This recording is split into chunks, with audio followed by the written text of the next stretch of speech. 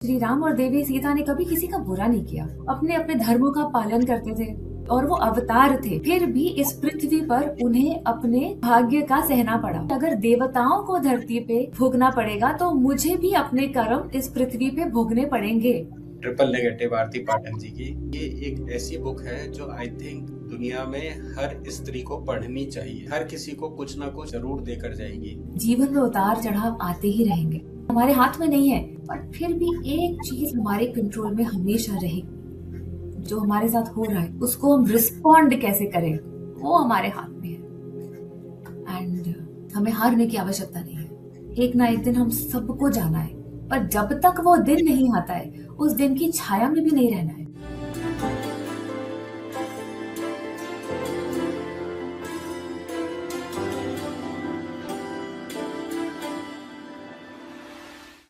Dignity isn't always granted, it's something you fight for.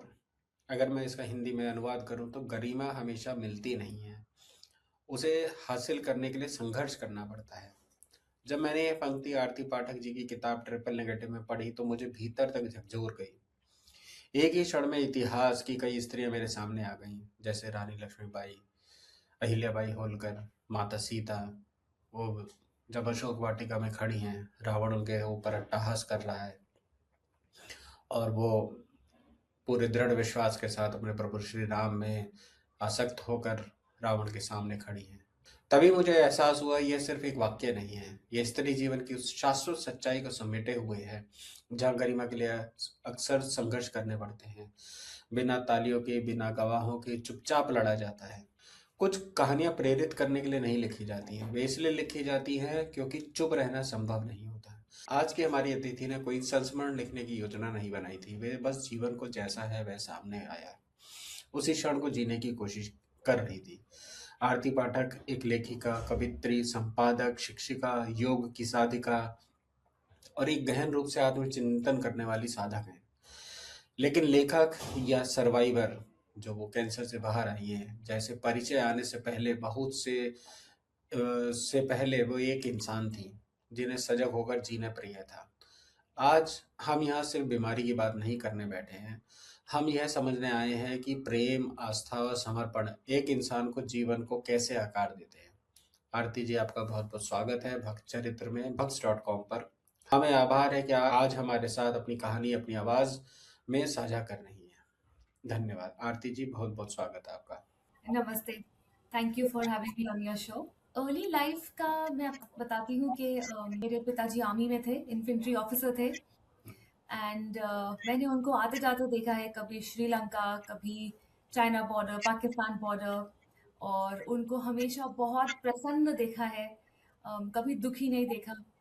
जब वो श्रीलंका भी गए थे तो जब उनकी चिट्ठियां मेरे पास आती थी तो उनमें यही लिखा होता था कि श्रीलंका कितना सुंदर है, वहाँ पे कितने सुंदर समुद्र हैं, वहाँ के लोग कितने अच्छे हैं। तो और मैं बहुत छोटी थी, मैं मेरे ख्याल से 8 वर्ष की थी। तो मुझे लगता था पापा तो बहुत ही सुंदर जगह पे जाते हैं और मुझे इतना कुछ पता नहीं था इन सब चीज़ों के बारे में। तो पिताजी का ऐसा एटीट्यूड हमेशा से रहा है। एंड मेरी मम्मा ने हम बच्चों को ऑलमोस्ट ऑलमोस्ट अकेले पाला, क्योंकि पिताजी इन्फेंट्री ऑफिसर थे तो उनका आना जाना फील्ड में रहता था। बीच में हमें पीस पोस्टिंग्स भी मिली, वो बहुत अच्छी थी। They formed our core memories. But मम्मा ने भी कभी चूचा नहीं की, कभी दुख नहीं जताया कि देखो मुझे अकेले करना पड़ रहा है, एक्सेट्रा एक्सेट्रा। वो भी बहुत, जो उन पे बीता होगा वो तो उन्होंने हम तक आने नहीं दिया, छोटे बच्चों तक। जब हमें अपने आप से समझ आने लगी तो of course we understood that it's a lot that she is doing. जब पिताजी छुट्टियों पे आते थे तब तो लगता था कि हमारे घर में कोई पर्व मना रहे हैं हम। एंड जब पिताजी नहीं भी होते थे, जब फील्ड और बॉर्डर पे भी रहते थे, तो भी मम्मा घर पे बहुत चहल पहल रखती थी कि अच्छा अच्छा भोजन बन रहा है और कुछ आर्ट एंड क्राफ्ट एक्टिविटीज हमारे साथ हो रही हैं। मम्मा हमको घूमने ले जाया करती थी। तो मैं वैसे, वो मेरा बचपन था। जी। और मुझे ऐसा कुछ लगा नहीं कि बहुत ही हमारे ऊपर कोई अत्याचार हो रहा है, क्योंकि मैं जिस स्कूल में जाती थी वो आर्मी पब्लिक स्कूल था। सभी के साथ ऐसा हो रहा था। मेरे बहुत सारे फ्रेंड्स थे जिनके, ऑलमोस्ट सभी फ्रेंड्स थे जिनके पिताजी आर्मी में थे और आ रहे जा रहे थे और उनकी मम्मा अकेले सब संभाल रही थी। तो परिस्थिति जीवन में ऊपर नीचे उतार चढ़ाव आता रहता है, ये हमने बचपन में सीख लिया था। तो आई थिंक कितना कुछ हुआ है बचपन में, बट आगे जाके जो मेरे लिए मेरे जीवन का नींव बनी है, वह ये बात थी कि हर परिस्थिति में आनंदमय रहो, चिड़चिड़ नहीं करना है। जी।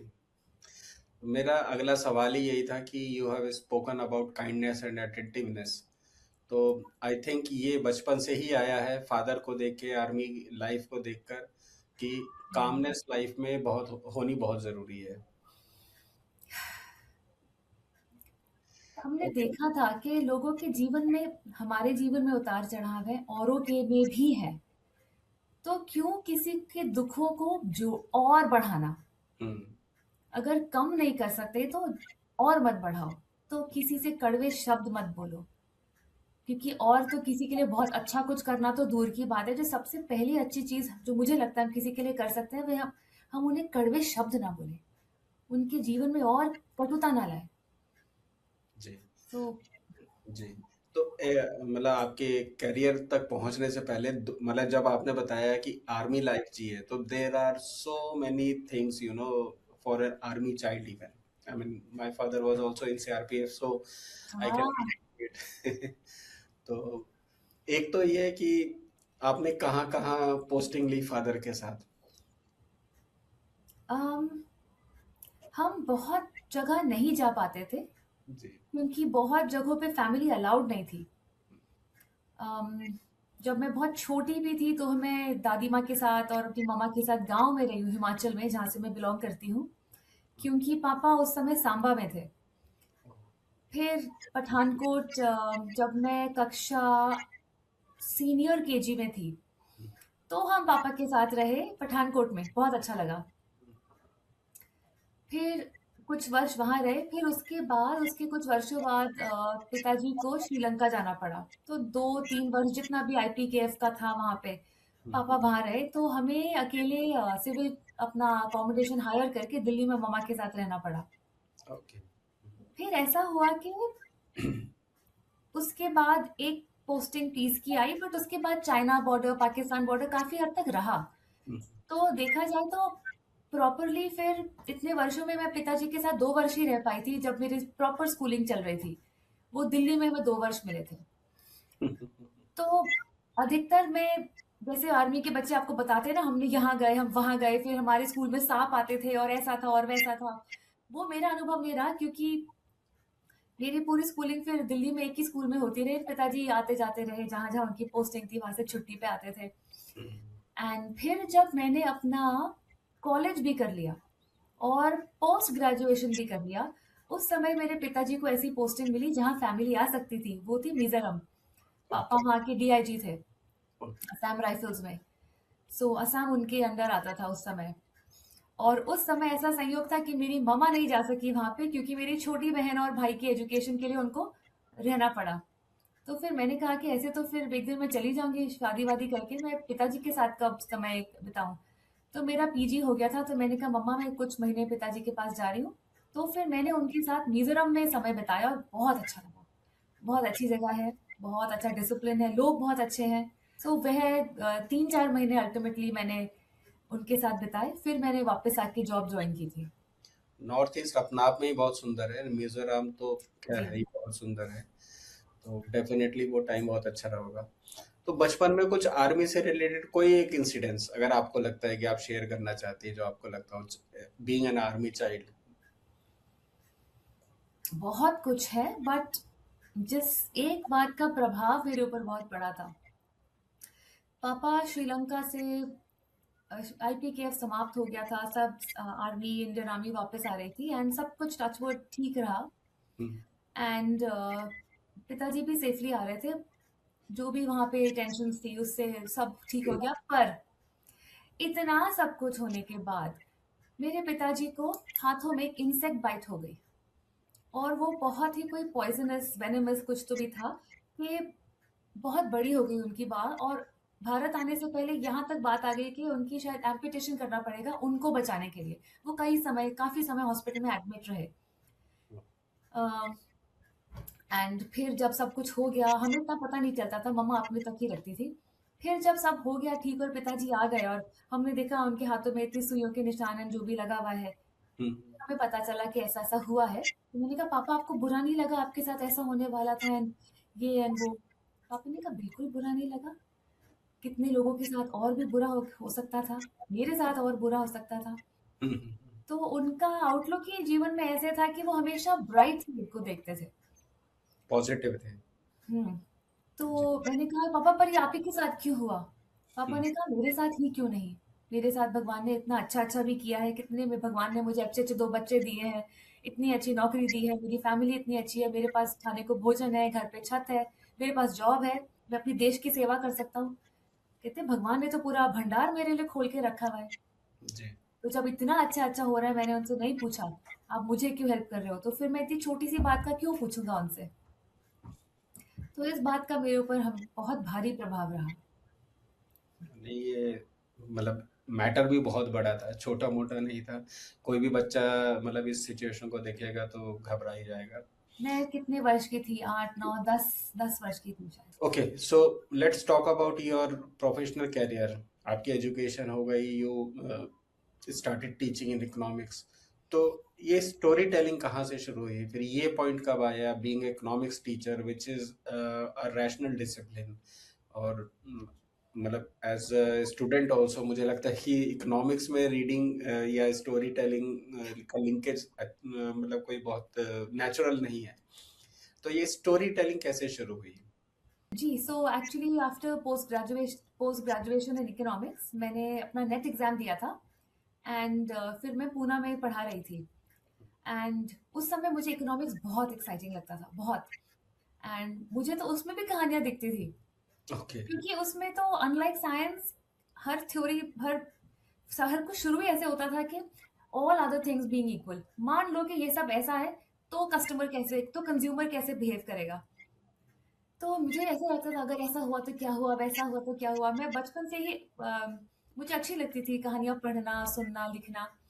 बट ऐसा हुआ कि व्हेन आई वाज़ ऑन जब मेरा पहला बेटा हुआ, हम नए-नए मुंबई आए थे। जस्ट मेरे हस्बैंड और मैं, मेरा बेबी 3 महीने का था और मुझे ऑफ़र भी आया था SIES कॉलेज ऑफ इकोनॉमिक्स से पढ़ाने का, परंतु मेरे पास बेबी को कहीं छोड़ने की जगह नहीं थी। एंड ऐसे तो किसी के पास भी नहीं छोड़ सकते, कोई फैमिली यहाँ नहीं रहती थी हमारे पास। अचानक से किसी न्यू स्टाफ मेंबर को भी ट्रस्ट नहीं कर सकते अपने बेबी के साथ एंड ऑफ कोर्स कॉलेज में तो था ही नहीं कोई प्रोविज़न छोटे बेबी के क्रैश का। तो वहाँ से मेरा काम पे जाने का जो ऑप्शन था वो बंद हो गया and I was full of a lot of emotions. I was a new mother first time, जो बहुत मदरहुड से रिलेटेड एंड हर प्रकार के इमोशंस बहुत आ रहे थे। तो मैंने उनको लिखना आरंभ किया। और ऐसा संयोग हुआ कि तब कुछ नई-नई मैगज़ीन्स आई थी, मदर एंड बेबी मैगज़ीन आई थी। एक chicken soup for the soul, ये फ्रेंचाइज़ी इंडिया आई थी। तो उसमें chicken soup for the mother soul वाले इसके लिए मैंने बहुत सारी कहानियाँ भेजी और फिर chicken soup for the soul के लिए क्योंकि मैं इतनी भावुक थी हर बात को लेके, मैंने भिन्न-भिन्न प्रकार की कहानियाँ लिखी और भेजी। तो मैं वहाँ पे literally the first 15 stories I wrote got published 15 to 30। तो फिर मैं आ गई राइटिंग में और इतना आनंद आने लगा कि मैं अपने बेबीज़ के साथ भी रह सकती हूँ, मैं अपने घर पे शांति से रह सकती हूँ, लैपटॉप में अपने समय से काम कर सकती हूँ। फिर वो अच्छा लगने लगा और फिर इच्छा नहीं हुई वापस कॉलेज जाने की। तो फिर राइटिंग चलती रही। ओके। तो अगर हम पीछे मुड़ के देखें तो टीचिंग, एडिटिंग और राइटिंग, ये आपने तीनों काम किए हैं। तो ये आपको ये डिफरेंट कैरियर्स लगते हैं या ऐसा लगता है कि एक कैरियर से दूसरा कैरियर इवॉल्व होता है, निकल कर आता है? एक्चुअली मैंने किसी चीज़ को करियर की तरह देखा ही नहीं। जब मैं पढ़ाती थी तो पढ़ाना मेरा पैशन था। मैं चाहती थी कि मेरी क्लास के हर बच्चे को इकोनॉमिक्स आ जाए, उसे इकोनॉमिक्स से प्यार हो जाए। क्योंकि इको से तो सब डरते हैं और किसी कोई कोई खुशी-खुशी नहीं बोलता है, "अरे वाह! अगली इको क्लास है।" तो मेरी इच्छा थी कि जो जॉय मुझे दिखता है इकोनॉमिक्स में, वो उनको भी दिखे। तो मैं उस एक्साइटमेंट से जाती थी। एंड राइटिंग के राइटिंग भी मेरे लिए I am very passionate about writing, तो इसलिए मेरे most of my writing is non fiction and जो फिक्शन है, वो भी नॉन फिक्शन से ही इंस्पायर्ड है। बहुत, बहुत इंस्पायर्ड है। कुछ-कुछ मैं बदल देती हूँ। तो let's start with COVID. I mean, it's really very emotional moment, but I mean, this is part of the interview. कि in May 2021 your life was changed.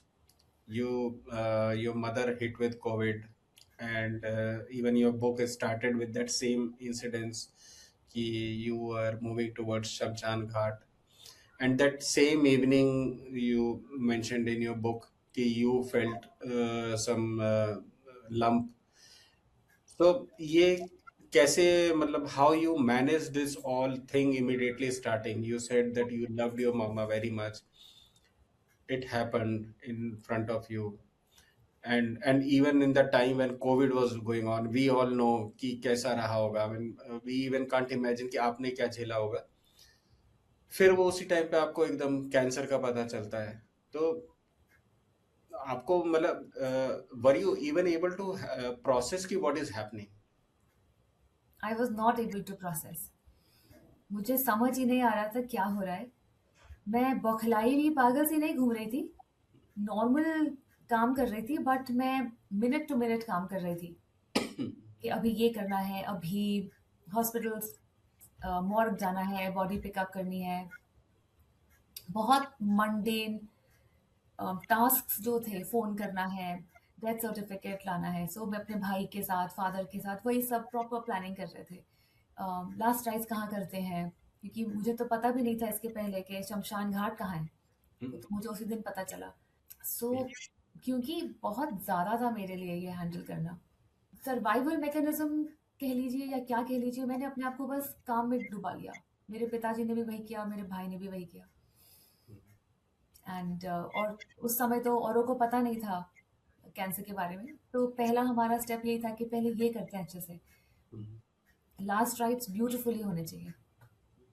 You mentioned in the book कि आपने वो सभी से छुपा के रखा. I mean you and your husband only knew about it. He was the first person.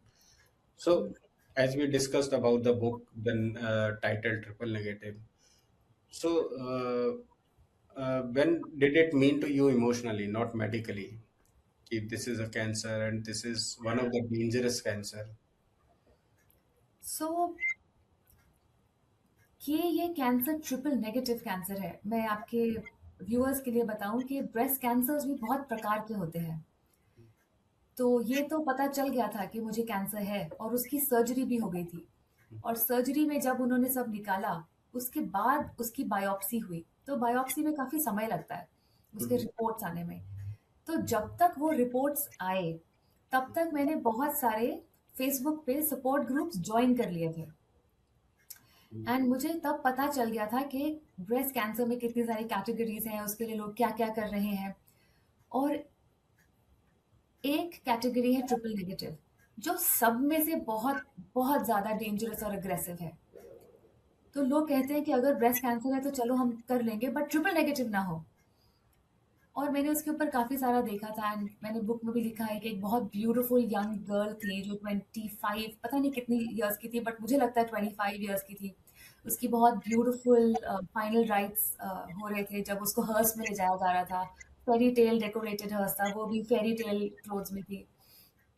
And hers कांच का होता है ऊपर से, तो you can see the body. And I was thinking कि इतनी यंग ब्यूटीफुल गर्ल, इसको क्या हुआ? And it was triple negative. तो मुझे पता था ये क्या है, एंड जब डॉक्टर ने बोला तो मेरे तो होश उड़ गए थे, सच बोलूं। Medically I knew what it is, and emotionally I just collapsed. अच्छा, लाइफ भी बहुत अजीब से मजाक करती है. आपने बुक में मेंशन किया कि एक और पेशेंट थी, उनका नाम भी आरती था, and she was also having triple negative cancer. मतलब दिस वाज टोटली कोइंसिडेंटल. हाँ, उसका ट्रिपल नेगेटिव नहीं था, उसका ब्रेस्ट कैंसर था बस। I mean I breast don't know, हो सकता है ट्रिपल हो, but I didn't know. But yes, हम दोनों side by side in the surgery room for the surgery, breast cancer. This was, I mean, मतलब इसी को यही कह सकते हैं कि ये प्रकृति का खेल है कि वो किस तरीके से आपको लाइफ में ह्यूमर देती है. मुझे नहीं लगता कि इतना बड़ा कोइंसिडेंस कोई बिना मतलब किसी पर्सन के इंटरवेंशन के हो सकता है. दो लेडीज, सेम नाम, एक जगह पर, एक ही टाइप की बीमारी. मतलब और ये एक इंसिडेंस ही बड़ा, डेट की सर्जरी जी। डेट भी same. So then you named your books title as triple negative. तो why you chose this name? I mean, triple negative. Was this something came out of it कि नहीं मुझे यही नाम रखना है, और you had some thoughts behind it? ये नाम एक्चुअली इसलिए रखा क्योंकि जो वर्किंग टाइटल मैंने रखा था वो किसी को पसंद नहीं आया। अम, तो मैंने कहा ठीक है, मेरा नाम रिजेक्ट कर दिया, अब आप लोग कुछ सजेस्ट करो। मैंने फैमिली और फ्रेंड से पूछा, तो मेरे भाई बहुत अलग अलग नाम आए, but I we were not feeling it. Then मेरे भाई ने कहा let's call it triple negative, and किसी कारण मुझे बहुत अच्छा लगा, and then we went with it. मेरा भाई मुझसे बहुत वर्ष छोटा है एंड यंग है। वो सोशल मीडिया को मुझसे अधिक समझता है, इन कीवर्ड्स को एंड माइंड साइकोलॉजी को भी थोड़ा ज़्यादा समझता है। एंड मेरी इच्छा थी कि मुझे कोई जानता नहीं है, ये मेरी पहली बुक है, तो मुझे कुछ ऐसा नाम रखना चाहिए कि SEO words like breast cancer India वगैरह, बट स्पेशली ब्रेस्ट कैंसर वो टाइटल में आ जाए, ताकि SEO में थोड़ी तो हेल्प हो जाए। Okay. यहाँ से मतलब अगर मैं कोई सेलिब्रिटी होती तो अलग बात है, हम्म। मैंने कहा वो तो नहीं हूँ, कम से कम what can work in my favour, let me organically start it. But nobody like those names, वो ब्रेस्ट कैंसर टाइप के नाम बुक के। एंड इस टाइटल को हमने रखा, फिर भी मैंने इसको वर्किंग टाइटल ही रखा, और फिर मैंने फर्स्ट रीडर्स को दिया। एंड ये फर्स्ट रीडर्स वो हैं जिनको पता था ओरिजिनल नाम, बट जब ये नाम आया सबसे पहला फीडबैक उनका आया, बुक अच्छी लग रही है पढ़ के, हमने ऐसे पढ़ा है और नाम बहुत अच्छा है। एंड मुझे ये इस बात के दो बेनिफिट होगा इस नाम के, कि जब मैं किसी से बात करती हूँ और वो बोलते हैं क्या आपने कौन सी किताब लिखी है, तो मैं बोलती हूँ ट्रिपल नेगेटिव, उनका पहला प्रश्न होता है बताइए ये किस बारे में है। कॉन्वर्सेशन वही आरंभ हो जाती है और चलती रहती है। यदि पहले ही लिखा होता ब्रेस्ट कैंसर तो वो पहले सिंपथी वाला आ जाता, ओहो ऐसे करके। तो एक तो सिंपथी निकल गई, थैंक गॉड।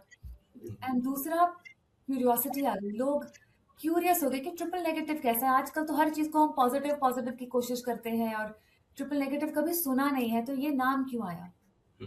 एंड दूसरा अनएक्सपेक्टेड है, बट मुझे कई लोगों ने कहा हमने आपकी बुक पढ़ी, we are deeply moved, thank you for writing it, but हम कहते हैं कि इस बुक का नाम ट्रिपल नेगेटिव नहीं ट्रिपल पॉजिटिव होना चाहिए।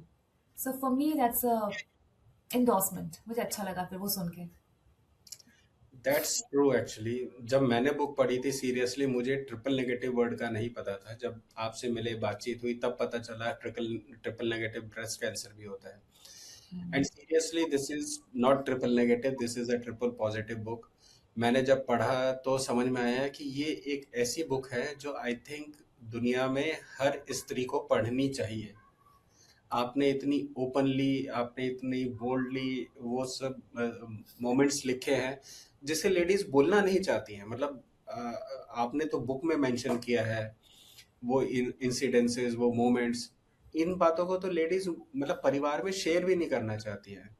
और मुझे लगता है कि इस बुक को पढ़ने के बाद शायद एक तो कैंसर के बारे में बहुत सारी अवेयरनेस आएगी, और ये भी पता चलेगा लेडीज को कि हमें किस टाइम पे और किस तरीके से अपनी जांच करनी चाहिए, क्या क्या सपोर्ट ग्रुप्स हैं, क्या क्या तरीके हैं। आप मतलब वो टोटली एक ट्रीटमेंट जर्नल है मेरी नज़र में। मैंने जितना पढ़ा उसमें, एक तो आपने सारी मेडिकल टर्म्स, मेडिकल उसमें जितने ट्रीटमेंट्स होते हैं, सपोर्ट ग्रुप्स, और क्या क्या किया जा सकता है स्पिरिचुअली, योगा के हिसाब से, माध्यम से, और फिर आयुर्वेदिक माध्यम से, मेडिकल से, आपने सब उसमें एक्सप्लेन किया है बहुत अच्छे तरीके से। मेरे लिए तो ये बहुत अच्छी बुक है, और मुझे लगता है ये हिंदी में भी ट्रांसलेट होनी चाहिए, क्योंकि हमारे हिंदी रीडर्स को भी ये जानना जरूरी है। तो नेक्स्ट क्वेश्चन पे आते हैं। आपने स्पिरिचुअलिटी, एक तो आप मतलब जैसे हमारी बातचीत होती है, आप स्पिरिचुअली ज़्यादा इंक्लाइंड हैं। Then in the book you have also mention कि if Om can create the universe and it can also heal me. तो did the breath and vibration change your real relationship with fear? मतलब जब आपने सरल भाषा में अगर कहें कि जब आपने ये ब्रीदिंग एक्सरसाइजेस की, आपने बताया आपने भ्रामरी की, आपने जाप किया, आपने हनुमान चालीसा किया, योग प्राणायाम, मतलब बहुत कुछ किया है, और इसमें इतना कुछ था कि बहुत कुछ नया सीखने को भी मिलता। आपने रामचरितमानस भी पढ़ी, आप वाल्मीकि रामायण का भी आपने यूट्यूब एक चैनल बताया, अब वो भी बहुत अच्छा है। वाल्मीकि रामायण उसमें बहुत अच्छी एक्सप्लेन्ड है। मैंने एक्चुअली आपकी बुक पढ़ने के बाद ही वो चैनल पढ़ा है, देखा है, और उसमें वाल्मीकि रामायण बहुत अच्छे से एक्सप्लेन्ड है। तो This is Valmiki Ramayan, Season 1, Episode 17. तो ये सब करने से, जैसे आपने कहा कि क्या रियली जब यूनिवर्स, अगर ओम से यूनिवर्स क्रिएट हो सकता है, तो क्या सही में ओम से हीलिंग हो सकती है? आपका क्या एक्सपीरियंस रहा?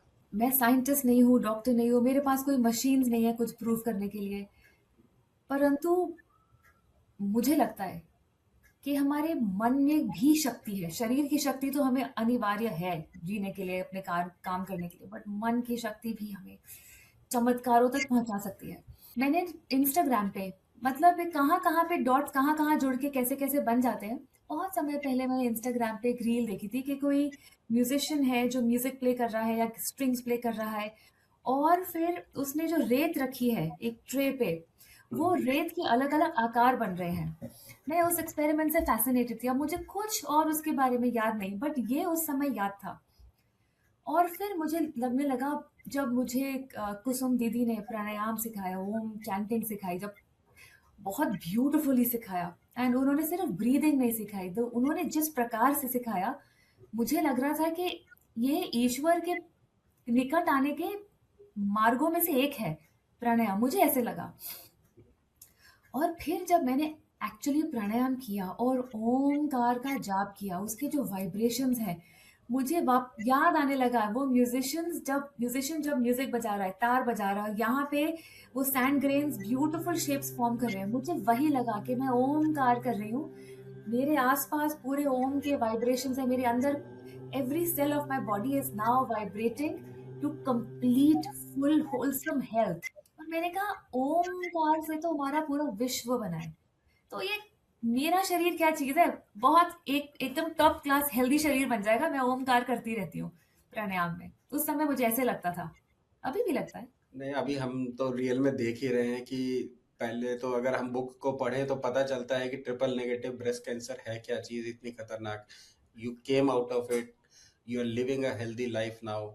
तो देख के लग ही रहा है कि इसमें बहुत चीज़ों का इफेक्ट है। जैसे आपने बताया कि बहुत लोगों ने प्रेयर भी की, आपने बहुत कुछ किया है, मेडिकली बहुत सारे ट्रीटमेंट्स हुए हैं, तो डेफिनेटली कहीं ना कहीं इफेक्ट है, और ओम का डेफिनेटली होगा। हम सब इस चीज में मान्यता रखते हैं कि ओम से, स्पिरिचुअलिटी से फर्क पड़ता है। एक, और सॉरी जी। आई एम इंटरप्टिंग, पर आपने एक और बात कही थी, आप फियर, क्या did you lose fear? Hmm. Yes, मुझे पता नहीं था कि मुझे फियर है कि नहीं, पर जब मैंने प्राणायाम किया तो मुझे लगा, आई डोंट नो हाउ, उसके पहले तो कभी किया नहीं था, बट उस समय क्योंकि मैं, I had nothing to lose, I had lost my closest oldest relation, I was already diagnosed with a very life-threatening condition. And जब मेरी फ्रेंड्स ने कहा इसको ट्राई करो, I had nothing to lose, तो मैंने उसको पूरे समर्पण के साथ प्राणायाम किया। और जब किया, अर्ली मॉर्निंग, जब सूर्योदय से पहले सूर्य की तरफ देखते हुए अगर आप कोई भी प्राणायाम करेगा और प्योरिटी से करेगा, तो उन्हें भी इस बात का आभास होगा कि उनके अंदर एक आत्मा है, एक दिव्य आत्मा है। वही दिव्य आत्मा हमारे आसपास सब में है, और हम ईश्वर के ही अंश हैं। जो विश्व में सबसे पापी भी होगा, उसमें भी वही पवित्र आत्मा है, उसने उसको उभरने नहीं दिया, उसमें इतना मैल है। पर अगर हम अपने आप को क्लियर करें, सेटल करें अपने आप को, तो वो चमक के आएगी बाहर आत्मा। और प्राणायाम के पलों में मुझे दिखती थी, और तब मुझे ऐसे लगता था कि कहानी का मेन कैरेक्टर मैं नहीं हूँ, मेरे अंदर की आत्मा है। मैं तो केवल वस्त्र हूँ जो आत्मा धारण करके इस जन्म के लिए आई है। जी। तो अब ऐसे सोचेंगे तो भय का तो कोई स्थान ही नहीं है ना उसमें। सो सही बात। भय का तो नाश ही हो गया, मतलब उस भय का अस्तित्व समाप्त हो गया, मैं ऐसे कह सकती हूँ मेरे लिए। तो हम ये मान सकते हैं कि प्राणायाम यदि करे व्यक्ति तो उसकी शंकाएं, उसका भय, उसकी चिंताएं और उसका हर तरीके का डर जो है वो खत्म हो सकता है। बहुत अच्छे। अच्छा, अभी हमने एक और बात की थी कि आपने जो है तुलसी रामायण और वाल्मीकि रामायण दोनों का एक्सपीरियंस लिया है। आपने वाल्मीकि रामायण को ऑनलाइन देखा है, तुलसी रामायण आपने पूरी पढ़ी है, एंड आई थिंक शायद वो आपका सेकंड या थर्ड टाइम पढ़ना था। पहले भी पढ़ चुकी थी, आपने दोबारा पढ़ी थी रामचरितमानस। तो मैं हाँ जी, पढ़ती रहती थी जब इच्छा होती थी, कवर टू कवर नहीं बट आज ऐसे करके, और बहुत उतावली हो रही हूँ तो मैं पहले 100 पेज छोड़ के सीधा श्री राम की एंट्री पे पहुंच जाती थी। ओके। तो तो इसमें आपको डिफरेंस क्या लगा? दोनों आपने एक्सपीरियंस किए, तुलसी रामायण भी और वाल्मीकि रामायण की, तो वो इसमें आपको क्या डिफरेंस लगा? तो मैं आपको बताऊं कि मैं पहले जानती नहीं थी कि ये सब क्या है, कि तुलसी रामायण अलग है और वाल्मीकि जी की रामायण अलग है, और इतनी सारी जो रामायण है अलग अलग राइटर्स ने अलग अलग स्थानों से लिखी है और अलग अलग समय पे लिखी है। मुझे लगता था कि हर कहानी जिसमें श्री राम है वो सब रामायण है। क्योंकि आप इंग्लिश मीडियम स्कूल में पढ़े हैं और उतना हमारा एक्सपोजर नहीं है, और हम टीवी पे रामायण देखते हैं तो बस लगता था सब रामायण रामायण है। मुझे तो बहुत बहुत बाद में, ये कोविड वोविड के समय से थोड़ा सा पहले ही पता चला कि जब मैंने पढ़नी शुरू की श्री रामचरितमानस, मैंने अपनी फ्रेंड को बोला कि मैं रामायण पढ़ रही हूँ, तो उसने कहा कौन सी? मैंने कहा तुलसीदास जी की। कहती अच्छा तो तू रामचरितमानस पढ़ रही है। और तब मुझे लगा ओ, हर एक का नाम रामायण नहीं है, ये रामचरितमानस है। तो उसने बोला ठीक है, इमोशनल है थोड़ी, पढ़ ले। सो मैंने कहा एक्सप्लेन, क्या अर्थ है तेरा? फिर मुझे पता चला कि जो हिंदुओं में, सनातन धर्म में जो इतिहास माना जाता है, जो इतिहास की दृष्टि से लिखा गया है, वह वाल्मीकि रामायण और श्री वेद व्यास महाभारत है। और उसके बाद जो भक्ति भाव से लिखा गया है, ओ माय गॉड, जो मुझे लगता है जिसके हर वाक्य में चमत्कारों की शक्ति है, जो सृष्टि में जितने भी गुण हैं, मुझे लगता है ये उस पुस्तक में है, वो तुलसीदास जी ने लिखी है। जी। तो अनुभव तो मैं अब क्या बताऊं, तुलसीदास जी के रामायण पढ़ते पढ़ते तो मेरे आंसू ही नहीं रुकते थे। It's so beautiful. जी, वो लिखी भी कुछ ऐसी है, भक्ति रस में पूरी तरीके से डूबी हुई है। मतलब वैसे तो उसमें नव रस है और उसे महाकाव्य कहा जाता है, लेकिन उसका जो मेन बैकग्राउंड ये कहा जाए तो वो भक्ति रस में तुलसी जी ने भगवान राम के लिए लिखी है। और वाल्मीकि रामायण पढ़ के मेरे बहुत सारे डाउट्स चले गए। वाल्मीकि रामायण पढ़ के कुछ कुछ मैंने पढ़ी है इंग्लिश में, एंड ऑफ कोर्स वो मैंने 21 नोट्स का चैनल भी देखा था, बिंज वॉच किया था, एंड बहुत सारे प्रश्नों के उत्तर मुझे मिले, बहुत सारे, अनगिनत। एंड मुझे बहुत अच्छी लगी, क्योंकि बहुत कुछ जो मैं रामायण के, श्री राम के बारे में जानती और सुनती थी वो टीवी सीरियल से आया था या फिर ब्लॉग से आया था, बट ये ऐसे ब्लॉग्स थे जो श्री राम को पसंद नहीं करते थे और बहुत गुस्से में रहते थे। तो मैंने वो दृष्टिकोण पढ़ा था और फिर अपने जीवन में व्यस्त रहते थे। फिर एक दिन जब मैं बहुत क्यूरियस हो गई, मैंने कहा चलो आज कुछ रेडिकल करते हैं, आज रामायण खुद पढ़ते हैं। तब मैंने श्री रामचरितमानस निकाल के पढ़नी शुरू की थी। फिर पता चला कि ये तो तुलसीदास जी की है। फिर मैंने और पढ़ना शुरू किया। एक आईआईटी है, उन्होंने रामायण का अनुवाद इंग्लिश में किया है, तो मैं उनकी वेबसाइट पढ़ती थी। हाँ, बहुत अच्छा लगा। हर एक को पढ़नी चाहिए, क्योंकि हम ना ओपिनियंस ऑफ ट्रांसलेशंस पढ़ रहे हैं, तो हम औरों के विचारों को अपने अंदर आने दे रहे हैं। और अब मुझे लगता है, अब मैंने ये सब जब जीवन देख लिया है, तो अब मेरे अंदर कोई स्थान नहीं है किसी के ओपिनियंस का। अब पहले मैं पढ़ भी लेती थी, अब मेरी इच्छा है कि जो हमारे ऋषियों ने लिखा है पहले मैं वो पढूं। उसका समय निकाल के यदि पढ़ना है तो पहले मैं वो पढूं, फिर औरों के ओपिनियंस वगैरह, उनकी बुक्स भी इच्छा होगी तो पढ़ लूंगी।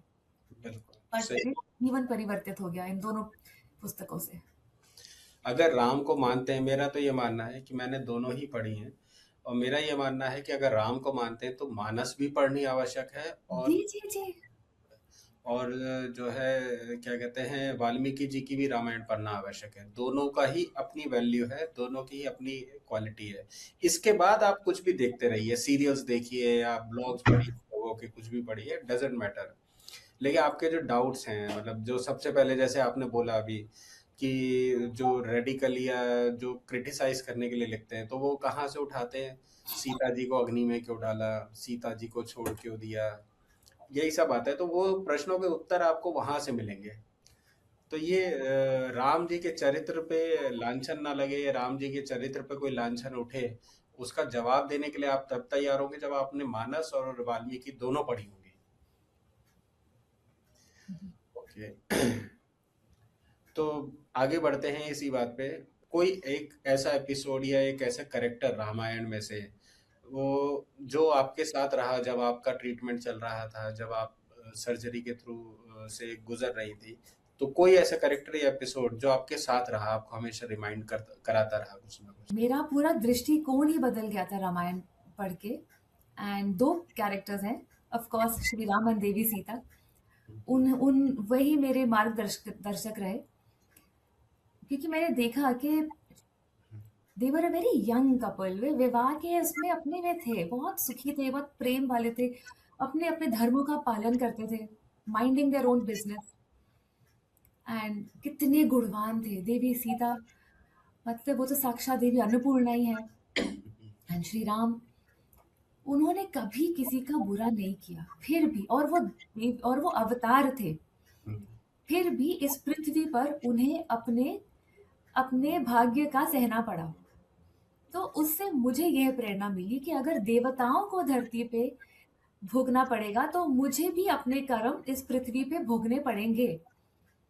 और दूसरी चीज, श्री राम और देवी सीता दोनों ने कभी विक्टिमहुड नहीं करी, देखो हमारे साथ ऐसे हुआ और माता ने ऐसे किया, ऐसे कुछ उन्होंने कभी समय इन बातों पे व्यर्थ नहीं किया।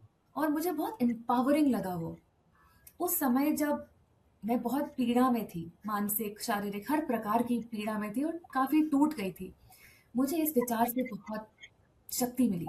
मैंने कहा मैं भी विक्टिम नहीं खेलूंगी, उन्होंने नहीं किया, मैं भी। उन्होंने हर परिस्थिति का, हर दिन का साहस के साथ और धैर्य से सामना किया, मैं भी वही करूंगी। जी, बिल्कुल। तो देवी सीता और श्री राम मेरे लिए मेन कैरेक्टर्स हैं।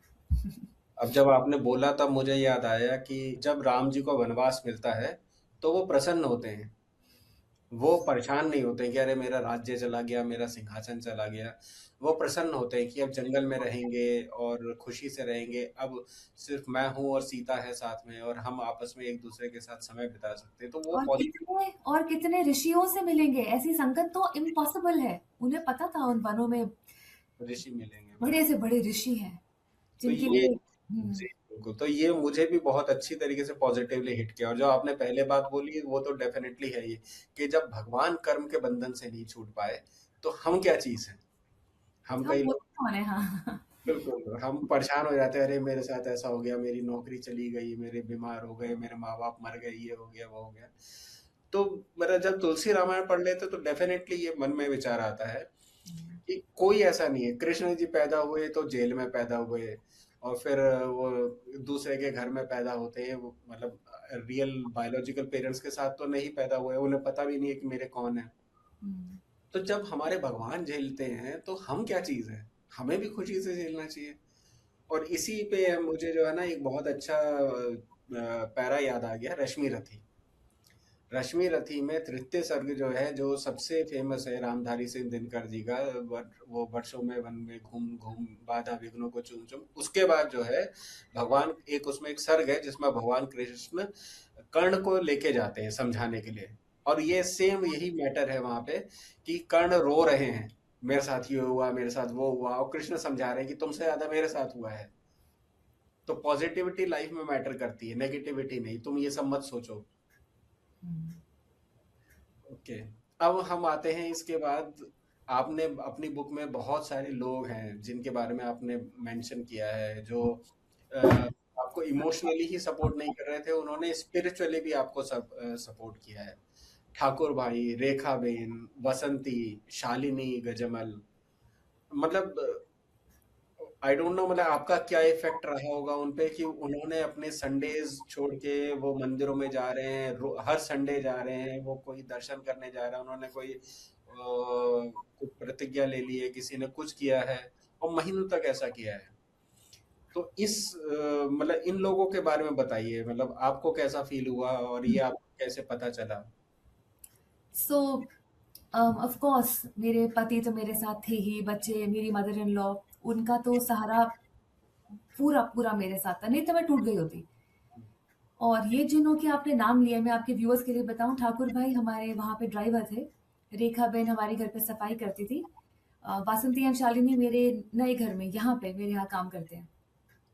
एंड ठाकुर भाई जब तक मेरी ट्रीटमेंट, जब से उनको पता चला मेरे कैंसर के बारे में, जब तक मेरी ट्रीटमेंट समाप्त नहीं हुई, वह गुजरात से रोज रात, हर फ्राइडे रात को अपने स्कूटर पे निकल जाते थे खट्टू श्याम मंदिर, ओके।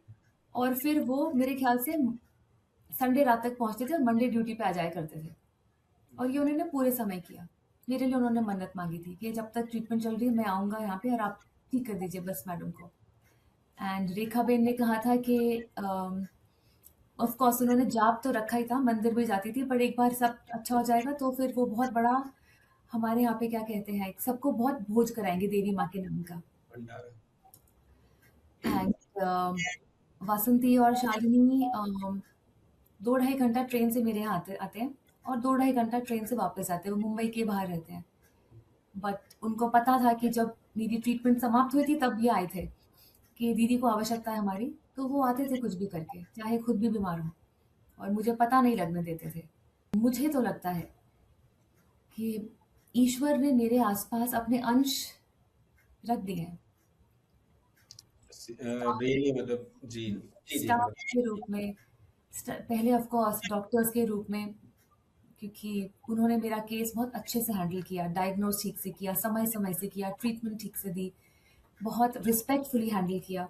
तो वो डॉक्टर्स के रूप में, फिर कई कई नर्सेस थी जो बहुत अच्छी थी वो, एंड फिर ये स्टाफ तो मतलब अब मैं क्या ही बोलूँ, मैं बहुत नहीं बोलना चाहती, नज़र ना लग जाए, ऐसे मिलते नहीं है किसी को फैमिली जैसे लोग, बट मुझे मिले जी। एंड मैं बहुत आभारी हूँ।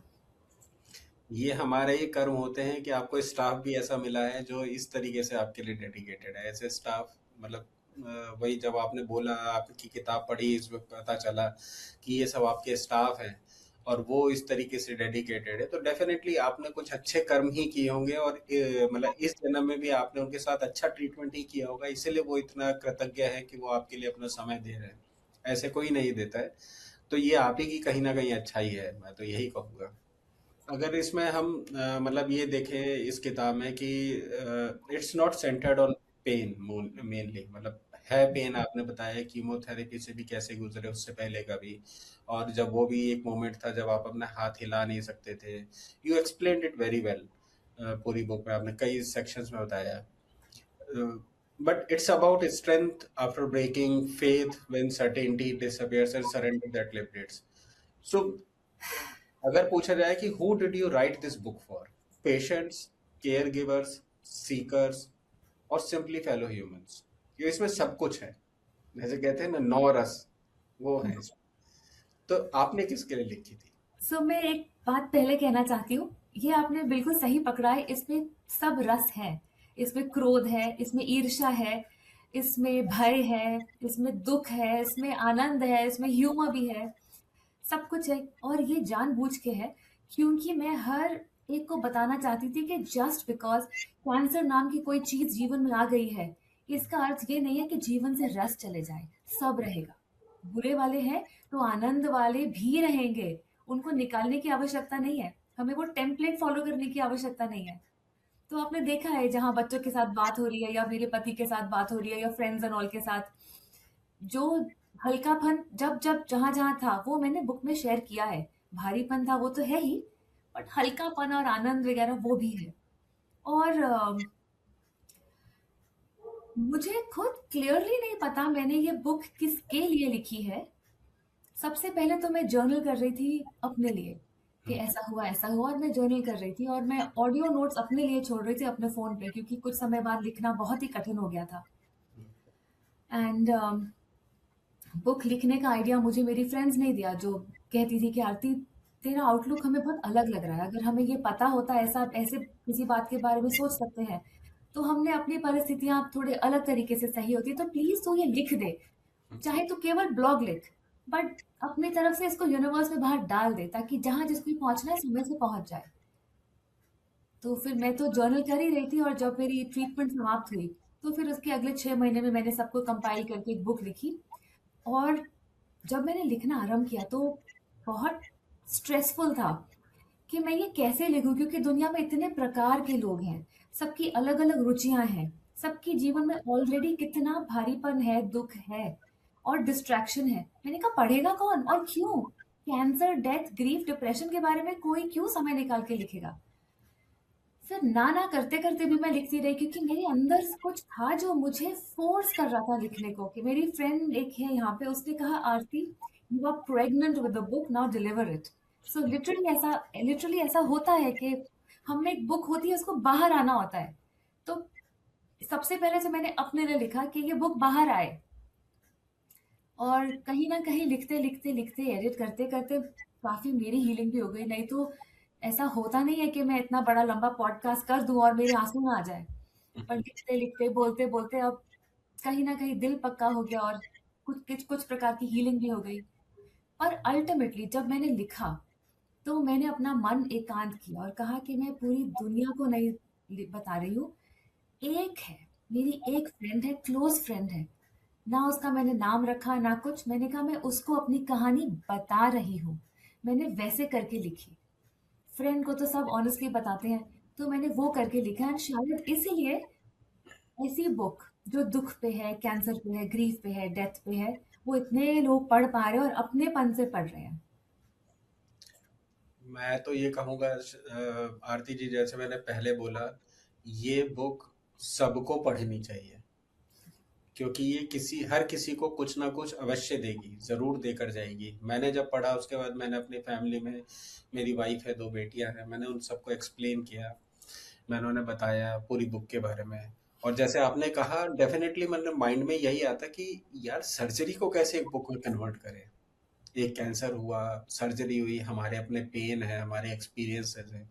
आपने बहुत सुंदर तरीके से लिखा है, बहुत ब्यूटीफुली लिखा है, और इसमें कोई डाउट नहीं है कि इस किताब को कोई भी उठाए और वो इसे खत्म किए बिना छोड़ दे। इनफैक्ट बीच में भी जब आपने बोला कि सर्जरी पूरी हो गई, मतलब बुक के बीच में तो सर्जरी हो चुकी थी ऑलमोस्ट, अब क्या बचा? लेकिन उसके बाद भी बहुत कुछ है इंटरेस्टिंग, उसके बाद भी बहुत कुछ है पढ़ने के लिए उसमें। तो अब अगर मैं एक सवाल आपसे पूछूं कि many people would introduce you as an author और अ सर्वाइवर, आप अपने आप को कैसे इंट्रोड्यूस करती हैं? आप क्या हैं? मतलब आह, आरती पाठक से पूछा जाए कि आरती पाठक कौन है? पता नहीं क्यों मुझे अभी भी लगता है कि मेरे अंदर एक छोटी सी बच्ची है। बट ऑब्वियसली अब मैं इंट्रोडक्शन में ये नहीं बोल सकती। अम, मैं इतना कुछ नहीं बोलती अभी, क्योंकि अब मुझे लगता है कि इतनी गहराई मुझ में आ गई है और इतने अनुभव आ गए हैं कि अब मैं अपना बताना आराम करूँ तो सामने वाला बोर हो जाएगा। तो अब मैं सिर्फ कहती हूँ मैं आरती पाठक हूँ, बस। फिर आगे कोई कुछ पूछे कि आप क्या करते हो तो बात आए तो आए, नहीं तो बस मैं आरती हूँ। आपके बुक में बहुत सारे कोट्स भी हैं, बहुत अच्छी अच्छी लाइंस हैं। एक लाइन तो मैंने जैसे शुरुआत में ही बोली थी, दूसरी एक और लाइन थी, pain is given, suffering is optional. बहुत ही सुंदर तरीके से आपने, और ये शायद जीवन की सच्चाई है कि पेन आता है, उसके साथ हमें लगता है साथ में सफरिंग आती है, सफरिंग आती नहीं है, वो हमारे लिए ऑप्शनल है। सो आपके लिए ये अंडरस्टैंडिंग कैसे आई? किस मोमेंट पे लगा कि सफरिंग ऑप्शनल है? ये आपको कब समझ में आया? पता नहीं क्यों मुझे बचपन से लगता था कि ऐसा है। क्योंकि मैं नाम नहीं लूंगी, बट जब मैं छोटी बच्ची थी, जब मैं छोटी सी थी, 8-10 साल की, 8-10 साल की से लेके 20-25 तक की हो गई, तो मेरे निकट कोई थे घर के बड़े जो बहुत पीड़ा में थे और बहुत दुखी थे और बहुत वर्षों एक ही बात को लेके दुखी थे। और मैं उनसे बहुत प्रेम करती थी और मैं कहती थी कि अब ये हो गया ना, पर आप इसको लेके इतना दुखी क्यों रहते हो? तो वो कहते थे बच्चे तू बहुत छोटी है, तू नहीं समझेगी। पर मैं सोचती थी अब तो जो होना था वो तो हो गया ना। अब उसी बात को लेके रोज सवेरे रात तक आप वो दुख लेके, इतना वजन लेके आप क्यों चल रहे हो? प्लीज। पर जो उनके साथ हुआ भी था और जो हो रहा था वो बहुत दुखदायक था भी। तो मैं उनसे कहती रहती थी, वो मानते नहीं थे, मुझे बच्चा मान के हटा दिया करते थे। फिर मैं अब कई समय तक बोलती थी और मानते नहीं थे, पर जब ये सब मेरे साथ हुआ तो मुझे अपना हाइपोथेसिस टेस्ट करने का चांस मिला। क्या ऐसे सच में हो सकता है कि हम दुख से जा रहे हैं, मेरी माँ चली गई है, मैं अब इतनी दुखी हूँ क्योंकि वो मेरी सोलमेट थी। लोगों के अलग अलग अलग सोलमेट्स होते हैं, किसी का हस्बैंड, किसी की वाइफ, किसी का बच्चा, किसी की बेस्ट फ्रेंड। मेरे लिए मेरी माँ थी। एंड मुझे लगा था कि मेरा शरीर का अंश मुझसे चला गया है, मैं इतनी फिजिकल पेन में आ गई थी। एंड ऑफ कोर्स ऊपर से कैंसर डायग्नोसिस आ गया था। तो मैंने कहा कि अब क्या मुझे दुखी रहना है, अब क्या मुझे सफ़र करना है? मैंने कहा नहीं, मैं जो मुझे अंदर से लगता है, जो मैं चाहती थी मेरे निकटतम लोग समझें, वो ट्राई करती हूँ। एंड फिर मैंने अपने हस्बैंड से भी पूछा और उन्होंने भी ऐसे ही कहा कि नहीं, we don't have to suffer. मेरे पास छत है, तो मैं इतनी खुश हूँ कि हॉस्पिटल के बाद जब मैं घर में आती हूँ, मेरे पास एक साफ बेड है सोने को। कितना बड़ा सुख है ये! कितनी कम प्रतिशत जनता के पास दुनिया में ये आनंद है कि उनके पास एक साफ पलंग है सोने को, पीने को साफ पानी है, दवाइयाँ हैं, बच्चे आके मुझे गुड नाइट बोल पाते हैं, मेरे बगल में मेरे पति हैं। मैं कुछ नहीं कर पा रही हूँ तो मेरे घर में मेरे हस्बैंड की मदर है, माँ है, उनकी छाया है, उनका आशीर्वाद है हमारे ऊपर। तो इतने हम आनंद में हैं, तो मैं क्या वो सब कैंसल करके सिर्फ रोती रहूँ कैंसर के नाम से, क्या माँ के नाम से? और मेरी माँ की तो इच्छा ही थी हमेशा कि मैं सुखी रहूँ, आनंद में रहूँ, खुश रहूँ। उनका तो यही था सपना। तो वहाँ से ये आरंभ हुआ और फिर मुझे अच्छा लगने लगा। मैं, जैसे कि आपने देखा, हम कीमो वार्ड भी खुशी-खुशी जाते थे और खुशी-खुशी आते थे। ऑफ कोर्स जब मैं फिज़िकल पेन में हूँ, बहुत-बहुत टॉर्चर हो गया है, तब नहीं कर पाती थी। बट जब पेन चली गई, तो फिर मज़े में रहते थे। बच्चे भी आते थे, मेरे को जगाते थे नींद से, "मम्मा उठो, उठो, बाहर बर्ड्स आए हैं, सुनो उनकी चहक कितनी अच्छी है।" वो सब पूरे जीवन के आनंद रहते थे। इसीलिए मेरी बुक में भी वो सारे रस आ गए क्योंकि हमने कहा था ये हो रहा है पर हम कुछ कैंसल नहीं करेंगे। तो जी। ऐसे रहा। यही स्पिरिचुअल ग्रेटिट्यूड है आई थिंक जो आपके अंदर है, जिस वजह से शायद आप इस चीज को देख सके कि वरना क्या होता है कि अच्छे से अच्छे अमीर लोग भी जरा सी कोई दिक्कत आती है तो उन्हें वो दिखाई नहीं देता कि मुझे क्या मिला है, उन्हें ये दिखता है कि मुझसे क्या चला गया। तो ये शायद ग्रेटिट्यूड की भावना है आपके अंदर, जिस वजह से आपने ये पॉजिटिवली सफरिंग को ऑप्शनल माना। और ये सही में बहुत अच्छी लाइन है। मैं कह रहा हूँ ना, आपकी किताब जो है वो कोट से और इंस्पिरेशनल लाइन से भरी हुई है, और ये ऐसी है कि इनको भी कहीं ना कहीं एक जगह कलेक्ट करके शो करना चाहिए, और लोग फिर अपना मतलब निकालते रहेंगे, खुद समझते रहेंगे, उससे इंस्पायर होते रहेंगे। एक और बहुत अच्छा लगा मुझे मोमेंट आपकी बुक में, जो सेक्शन था काल का। हम्म। मतलब कोइंसिडेंसेस कह लीजिए या क्या, कि मतलब ऐसा होता है ना कई बार भगवान आपके चारों तरफ घूम रहे हैं, आप परेशानी में हैं, लेकिन वो आपको किसी ना किसी तरीके से सपोर्ट या हील कर रहे हैं। एक एस्ट्रोलॉजर आते हैं, आपको कोइंसिडेंटली मिलते हैं, और वो आप मतलब आपके और आपके हस्बैंड दोनों को क्लैरिटी देके चले जाते हैं कि गया, काल गया। तो थोड़ा सा बताइए उस बारे में कि वो क्या सीन था, और फिर उसके बाद क्या हुआ, मतलब उसके बाद उन एस्ट्रोलॉजर से आप मिले या नहीं मिले, या मतलब वो कहानी वहीं तक रही? तो ये जो ज्योतिष थे, ये जहाँ बैठते थे वहाँ हमारा वर्षों पहले आना जाना होता था। तो और मुझे उस समय बहुत शौक था अपना हाथ दिखाने का, बताइए बताइए। तो मैं जब अ, ये सब के 5 वर्ष 5-7 वर्ष पहले मैं उनके पास गई थी। उनको कहाँ याद होगा, इतने लोग आते हैं उनके पास, पर मैं उनके पास गई थी और अपना हाथ दिखाया। तो मैं काफ़ी हैरान हुई थी क्योंकि जो-जो उन्होंने कहा था वो काफ़ी ऐप्ट था। उस समय जीवन पे जो मेरे में था, जो मैं करना चाहती थी, जो मेरे विचार थे, वह ये कह रहे थे कि आपका ये इस घर में है, ये दशा है, तो अभी आपको ऐसे करने की इच्छा है, अभी आपको वो हो रहा है। तो मैंने सोचा हाँ, इनको कैसे पता? तो कहते ये तो बेसिक है, कोई बात नहीं। तो मैंने कहा तो मैं इसमें आगे जाऊँ? तो उन्होंने कहा जी करिए, आप अच्छे से करिए। और फिर अम, मैं 2 बार इनके पास गई थी, 2 बार उन्होंने मेरी उस समय की मानसिक स्थिति परफेक्टली बताई कि अभी आपको ऐसा, दोनों बहुत अलग-अलग बातें बताई। एक तरफ उन्होंने कुछ बताया, फिर एक बारी उन्होंने बताया कि आपका ऐसा-ऐसा विचार हो रहा है कि अब आप लिखने और पढ़ाने दोनों की तरफ जा रही हैं। जो-जो उन्होंने उस समय का रहा मुझे याद नहीं। फिर जब इतना कुछ हो गया तो मेरे मन में थोड़ा-सा ईविल आया और मैंने कहा तब तो बताते थे ज्योतिष। अब देखते हैं इनको कितना पता है। तो एक्चुअली मैं एरोगेंस के भाव से गई थी। इतना मेरे ऊपर बीत रहा है बट एरोगेंस फिर भी भर गई थी, पता नहीं कहाँ से आई। क्योंकि मेरे अभी ट्रीटमेंट तो बाकी था, कीमो समाप्त हो गया था मेरे ध्यान से, शायद रेडिएशन बचा था, तो बहुत मैं टूटी हुई थी।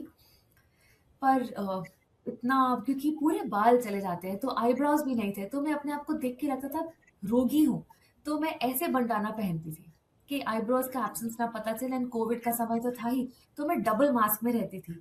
तो पंडित जी को केवल थोड़ी सी आंखें दिखी होंगी, वो भी दूर से, क्योंकि हम कोविड का वो फॉलो कर रहे थे, तो मुझे काफी दूर बैठ के उन्होंने हाथ ऐसे दिखाने को कहा था। और पंडित जी ने कहा जी बैठिए, इतने शांत, और उन्होंने कहा दूर से हाथ बताइए, और फिर उन्होंने अम, लगभग 4 मिनट ऐसे पढ़ा, मुझे लगा जैसे उनकी आंखें जा रही हैं, जैसे कि पुस्तक पढ़ रहे हैं पेज पलट पलट के। फिर उन्होंने बोला, और उन्होंने बोलना आरंभ किया। तो आजकल लड़कियों का करियर पे अधिक ध्यान रहता है, तो पंडित जी भी ये समझते, तो पहले उन्होंने करियर का बताया, या जो भी प्रोफेशन का, जो जो उनको उस समय मेरा था, उन्होंने वैसे वैसे बताया। फिर उन्होंने एक और बात बताई, और फिर अंत में वो सेहत के ऊपर आए।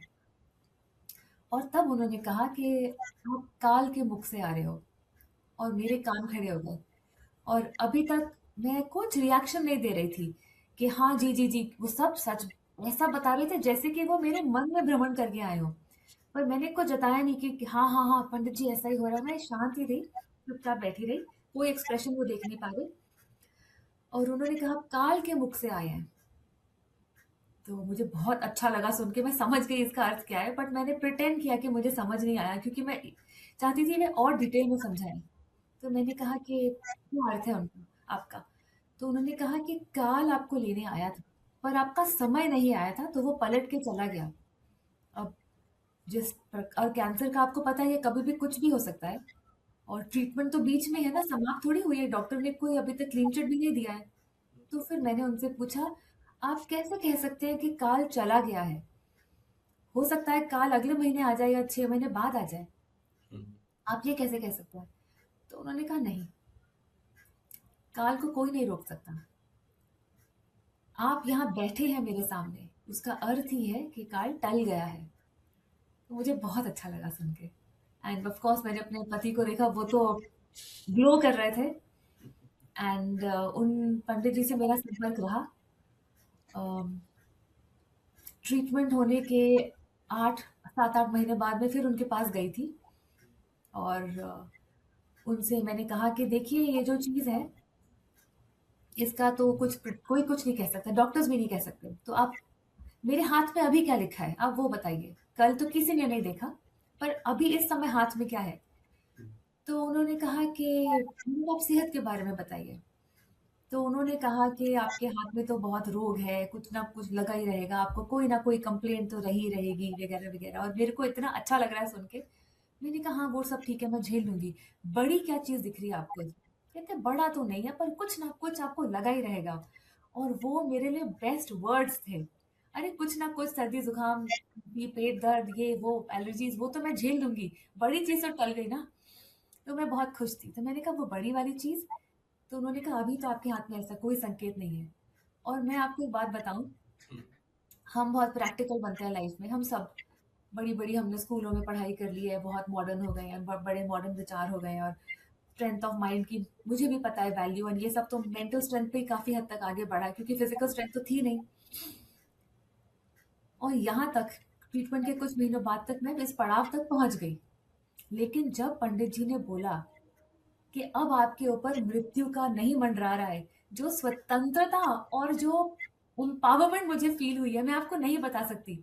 जो उस मृत्यु की छाया में रहा है इतने समय, उसकी जब वो हट जाए, जो अमेजिंग फीलिंग आती है, वो मैं नहीं बता सकती। मेरे को वर्ड काउंट का प्रॉब्लम था, तो मुझे ये पैसेज निकालना पड़ा था अपना बुक से, इसलिए ये सेकंड पार्ट नहीं है, बुक में नहीं है, जो मैंने आपको भी बताया। जी जी जी। और पंडित जी से संपर्क रहा, वो बहुत अच्छे पंडित जी हैं। फिर जब हम बॉम्बे आए तो गृह प्रवेश भी उन्होंने ही किया था, बहुत सुंदर तरीके से किया था, बहुत अच्छा रहा। ग्रेट। बहुत, मतलब डिस्कशन ये इतना खींच सकता है कि मुझे लगता है कि घंटों बीत जाएंगे, क्योंकि बहुत कुछ है और हर पेज में कुछ ना कुछ है। और मैं इसलिए आपसे कहता हूँ कि आरती जी इसको आप हिंदी में अवश्य लिखिए। श्योर। ये हिंदी में आनी चाहिए। बहुत सारी महिलाएं हैं जिन्हें मतलब कि जो हिंदी से कनेक्टेड है और उन तक ही किताब पहुंचेगी। महिलाएं हैं, पेरेंट्स हैं, फैमिलीज हैं, हर किसी के लिए इंस्पिरेशनल है। कोई घर में एक व्यक्ति भी इस किताब को पढ़ लेगा तो शायद मतलब जिस परिवार में या कहीं दूर भी कहीं पे कुछ भी इशू हो रहा है, मुझे लगता है इस किताब को पढ़ के उसको बहुत कुछ इंस्पिरेशन मिलेगा, स्पिरिचुअली भी, मेडिकली भी, हर तरीके से। तो मेरा तो सजेशन यही है आपसे। और बहुत अच्छी किताब लिखी है आपने और बहुत अच्छे तरीके से लिखी है आपने। इसमें ऐसा कुछ भी नहीं है कि कोई एक पेज मिस किया जाए। इमोशनली और प्रैक्टिकली हर तरीके से है। तो बहुत बहुत शुभकामनाएं आपके लिए, इस किताब के लिए। थैंक और ये आगे बढ़े। तो हम क्लोज करने से पहले बस ये चाहते हैं, एक हमारी परंपरा है कि आपका कोई मैसेज हमारे व्यूवर्स के लिए, स्पेशली वुमेन्स जो सुन रही हैं, क्या कहना चाहेंगे आप? यू। मैं 2 संदेश देती हूँ, एक विमेन के लिए और एक सबके लिए। जी। आज मैं आपके सामने हूँ क्योंकि जब मैं छोटी थी और स्कूल में थी तो किसी ने मुझे सेल्फ एग्जामिनेशन सिखाया। हमें स्कूल में सिखाया जाता था। यदि मुझे वो सेल्फ एग्जामिनेशन करना नहीं आता और वो मेरी दिनचर्या का भाग नहीं बना होता तो इतनी विपरीत स्थिति में मुझे पता भी नहीं चला होता कि मुझे कैंसर है। और वो माँ के जाने का ग्रीफ इतना बढ़ चला होता कि जब पता चला होता तो कोई मुझे बचा नहीं पाया होता। तो इतनी विपरीत स्थिति में भी आज मैं हूँ क्योंकि किसी ने मुझे बचपन में सिखाया। तो आप सब सेल्फ एग्जामिनेशन सीख लीजिए। अब सप्ताह में एक बार चेक कर लीजिए क्योंकि ये सिर्फ वैनिटी नहीं है कि मैं ठीक हूँ। आप रहेंगे तो आपका परिवार सुखी रहेगा। You are valuable. आपके बिना आपका परिवार टूट जाता है, कितने दुखी होंगे सब। अब हमें पीड़ा में कोई नहीं देखना चाहता। अगर मेरा स्टेज आगे बढ़ गया होता तो जितनी पीड़ाजनक टॉर्चरस ट्रीटमेंट रही है उससे और होती। कम से कम स्टेज 2 तक पता चला तो जितनी ट्रीटमेंट हुई उसमें बात समाप्त हो गई। तो सेल्फ एग्जामिनेशन सीखिए और समय समय से अपने आप को चेक कर लीजिए क्या जा रहा है। किसी का फ्री, नो साइड इफेक्ट्स। हो सकता है किसी के कहीं प्राण बच जाए। एंड दूसरा संदेश जो मैं सबको दूंगी, इतना देखने के बाद एंड इस पुस्तक के लिखने के बाद भी ऐसा नहीं है कि जीवन बहुत कंफर्टेबल रहा। बहुत बहुत भयानक चीजें हुई हैं आगे। पिछले 5 वर्ष बहुत कठिन रहे, बहुत। पर एक बात जो मैंने अब सीखी है वो ये है कि जीवन में उतार चढ़ाव आते ही रहेंगे। हमारे हाथ में नहीं है, कंट्रोल में नहीं है कि हमारे साथ क्या होगा, कैसे होगा। पर फिर भी एक चीज हमारे कंट्रोल में हमेशा रहेगी। जो परिस्थिति हमारे साथ है, जो हमारे साथ हो रहा है, उसको हम रिस्पॉन्ड कैसे करें, वो हमारे हाथ में है। एंड हमें हारने की आवश्यकता नहीं है। एक ना एक दिन हम सबको जाना है, पर जब तक वो दिन नहीं आता है उस दिन की छाया में भी नहीं रहना है। बहुत बहुत धन्यवाद आपका आरती जी। आपने 2 मैसेज दिए, दोनों ही बहुत स्ट्रॉन्ग मैसेजेस दिए हैं और मुझे लगता है हमारे व्यूवर्स को उससे कुछ प्रेरणा मिलेगी। सिर्फ इसलिए नहीं कि कैंसर है या आपके घर में किसी को कैंसर है आप पढ़िए, कोई और भी बीमारी होगी उसमें या कोई और भी परेशानी होगी, जो जैसा भी आरती जी ने कहा कि लाइफ में अप्स एंड डाउन्स, प्रॉब्लम्स, खुशियां आती ही रहेंगी। उससे रिएक्ट कैसे करना है, या जैसे आरती जी की एक कोट है कि सफरिंग ऑप्शनल है, तो सफरिंग आपको कैसे रखनी है या उसको कैसे रेट करना है, ये आपको इस किताब से पता चलेगा। तो मेरा रिक्वेस्ट है हमारे सारे व्यूअर्स से कि आप इस किताब को पढ़िए, अपने परिवार में सबको पढ़ाइए। और जो आरती जी ने कहा है कि सेल्फ एग्जामिनेशन, इसके बारे में सीखिए, पढ़िए। आई थिंक आजकल हर इंस्टीट्यूशन में आता है, फिर भी इसको कॉन्शियसली करना भी बहुत आवश्यक है। तो आरती जी आपका बहुत बहुत धन्यवाद हमारे चैनल पर। बहुत बहुत धन्यवाद। Thank you so much. ये किसी बीमारी की कहानी नहीं थी, ये सजग होकर जीवन जीने की कहानी थी। आरती पाठक की यात्रा हमें याद दिलाती है कि प्रेम हमें मजबूत बनाता है, आस्था हमें उठाती है और समर्पण से हम मुक्त होते हैं। हम उनका धन्यवाद करते हैं कि उन्होंने हमारे साथ सिर्फ एक किताब नहीं बल्कि एक जीवन जीने का दृष्टिकोण साझा किया है। यह था भक्त चरित्र भक्स.com पर। बस ऐसे ही हमारे साथ जुड़े रहिए। बहुत बहुत धन्यवाद हमारे सभी दर्शकों का और आरती पाठक जी का। धन्यवाद। जय हिंद, जय भारत।